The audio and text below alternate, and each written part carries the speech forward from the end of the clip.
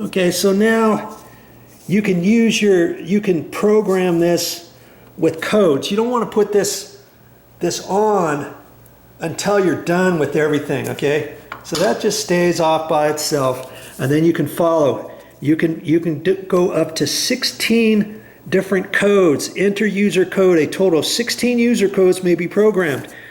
Each user code must be unique code between 4 and 8 digits. Okay? So then it tells you what to do.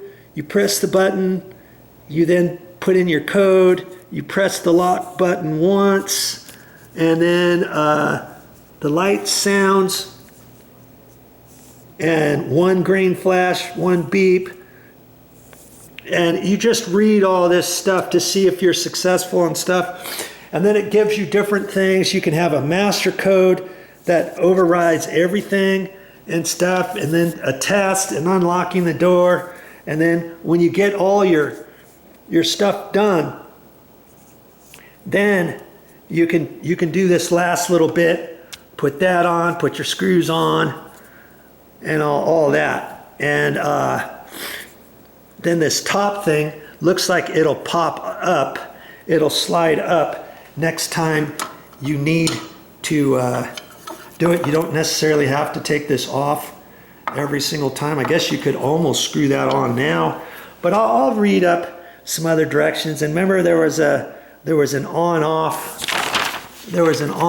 button. Oh, here it is. See, there's an on-off for that, and it gives you all kinds of different information you can go through. I'm not going to go through all of it for you. Basically, you want to know, hey, can you get one of these installed on your front door? Can it be hooked up to your internet? Can it be hooked up to your cell phone? Yes, it can. And oh, the other thing, it tells you the batteries. It tells you when you install your batteries, use alkaline batteries and don't use the chargeable type batteries. I don't know why that is, but it says, where does it say that? I was reading it somewhere. Here. For best results, use new non-rechargeable alkaline batteries only. Non-alkaline. And when the battery gets low, it'll chirp at you, or the red light will come on, and it'll do something. Then you'll have to use your key for override. If it's a rental or something, you may have to run over here or do something, or check your batteries. You know, there'll probably be something there that says check your batteries once a year. Even if it's still working, I would recommend pulling this off. And if you think a year is too long, and I have problems periodically,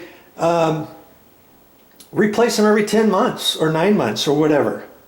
Okay, and so I'm gonna get my code set and make sure it disengages properly and all that kind of stuff. And I want to also make sure that this goes straight into my deadbolt. You know, after I get this set and everything, obviously I'll take my keys out and everything. I'll make sure that this slides out all the way, in all the way. It should now, because the light was green, right? And I'll make sure all that works before I close the door and try to go in. Because then at that point, if I close it and set it, if it's hitting the edge of this at all, anywhere, okay, then the lock's not going to go in, and you don't want to think, oh yeah, maybe it has something to do with all this kind of stuff. See, I shouldn't have done it. I should have had somebody else do it. It could be something as simple as, oh, the latch is just barely hitting the edge of this, or something like that. And see, once you get it all done, you could even take your key and go outside, open the door, close the door, using your key, going into your deadbolt and having the deadbolt going in there, making sure it doesn't hit. Okay, you can do it that way too. Okay? All right, nice going. Okay, I got the one generic code that Mommy told me she wanted. I got it set and everything worked fine. And remember, if you were watching the very first of this, I thought, okay, when you close the door, does it lock automatically? No, it doesn't lock automatically. When you close the door, You have to actually press the lock button.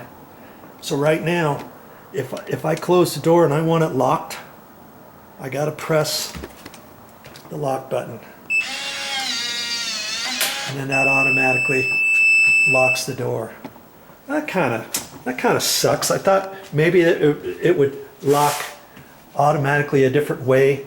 I used to have a Kava lock in Maui, and it actually incorporated the handle too. So every time you closed the lock, what would happen was that it didn't have a deadbolt lock. It just had a latch lock.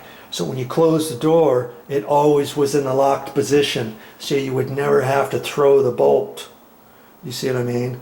This one, however, does not do that. So once you set your lock, see, I'll set my code that Mommy told me.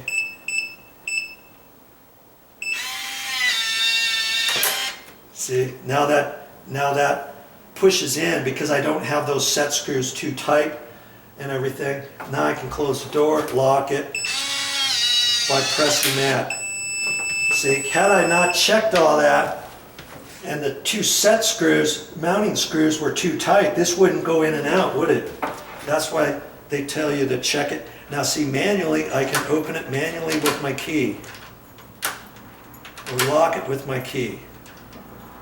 You see?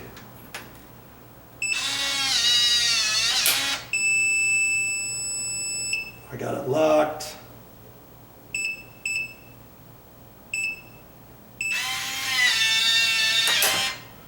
Now unlocked, okay? So you're on your own now. After that, I can go ahead and put the cover on, read my directions, and like I say, it gives you all kinds of stuff. And then how to hook it up to the internet, I'm not quite sure. Just read your directions and you'll be able to figure it out. They told me that it was, that you could do it.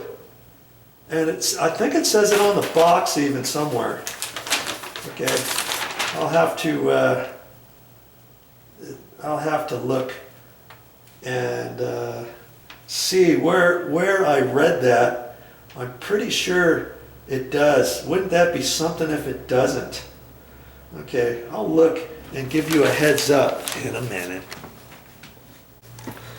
Well, isn't that funny?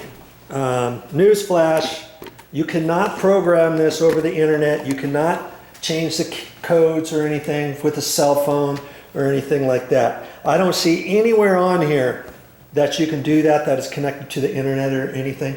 Remember I said there was a on-off button on the back? Well, see right there, on-off. And each one of these numbers means something. Number 1, door lock status, LED blinks every 6 seconds. Number 2, lock automatically relocks door 30 seconds after unlocking. Disabled if no codes are programmed. 3 is audio. And so if you have those set and if you have it on, those things will happen. And if you have it off, I don't know what happens after that. Maybe the LED light doesn't blink every 6 seconds for number 1 and all that kind of stuff. And so that's what that was for. And here's something else I thought was interesting. When you put this on, there's a set screw on the back of this that keeps this locked. So if you don't want anybody messing with it, obviously you just have the 2 screws. It's funny, you got this locked, so you can't just pop this off with your thumb. But if you have a screwdriver, you undo these 2 screws, you can pull it off that way. But if you undo this top screw and have this tight, then you can pop this up and off nice and easy. But if you have guests, if you have an Airbnb or something like that, or rental, you may want to just keep the set screw on. I'm going to keep the set screw on because I don't think we're going to have to mess with that too much. But later I'll talk to Momi if she wants to be able to pop this up to set a new key code or something like that. without taking these 2 screws off. Then I'll do that and just leave this set screw out of there, or unscrew it just enough so that this can be popped on and off. And then see, once you put this on, that'll keep you from being able to take the battery pack out of there. I think in order to do that, you're gonna have to have this off, is my guess. If this gets put on, yeah, see, that's gonna be put on there like that, and then to take the battery pack off, you gotta pull this off, or slip this off first, and all that kind of good stuff. Okay, well, I think you can do it.